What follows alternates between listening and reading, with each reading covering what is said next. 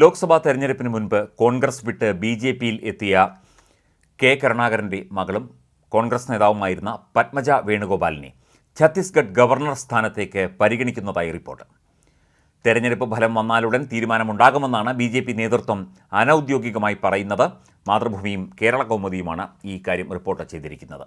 ഇക്കാര്യം പല തലങ്ങളിൽ നിന്ന് കേട്ടുവെന്നും എന്നാൽ തനിക്ക് ഉറപ്പൊന്നും ലഭിച്ചിട്ടില്ല എന്നുമായിരുന്നു പത്മജ വേണുഗോപാലിൻ്റെ പ്രതികരണം. നല്ല കാര്യങ്ങൾ ബി.ജെ.പി എനിക്ക് വേണ്ടി ചെയ്യുമെന്ന് ഉറപ്പുണ്ട്. പഴയ പാർട്ടിയിൽ നിന്നുണ്ടായ ചവിട്ടും കുത്തുമൊന്നും ഉണ്ടാകില്ലെന്നും അവർ കൂട്ടിച്ചേർത്തു. നിലവിൽ ബിശ്വഭൂഷൺ ഹരിചന്ദൻ എന്ന വ്യക്തിയാണ് ഛത്തീസ്ഗഡ് ഗവർണർ. ആരോഗ്യപരമായ കാരണങ്ങളെ തുടർന്ന് അദ്ദേഹം പദവി ഒഴിയാനിരിക്കുകയാണ് എന്ന സൂചനകൾ ഉണ്ടായിരുന്നു. ബി.ജെ.പി പ്രവേശനത്തിന് ശേഷം നേതൃത്വം പത്മജയ്ക്ക് വാഗ്ദാനങ്ങൾ നൽകിയെന്ന സൂചനകൾ ഉണ്ടായിരുന്നു. കോൺഗ്രസ് വിട്ട് ബി.ജെ.പിയിലേക്ക് പത്മജ എത്തിയത് പാർട്ടിക്ക് ഗുണം ചെയ്തു എന്നാണ് നേതൃത്വത്തിൻ്റെ വിലയിരുത്തൽ. തൃശ്ശൂരിൽ സുരേഷ് ഗോപിയുടെ പ്രചരണത്തിലടക്കം പത്മജ വേണുഗോപാൽ സജീവമായി പങ്കെടുത്തിരുന്നു.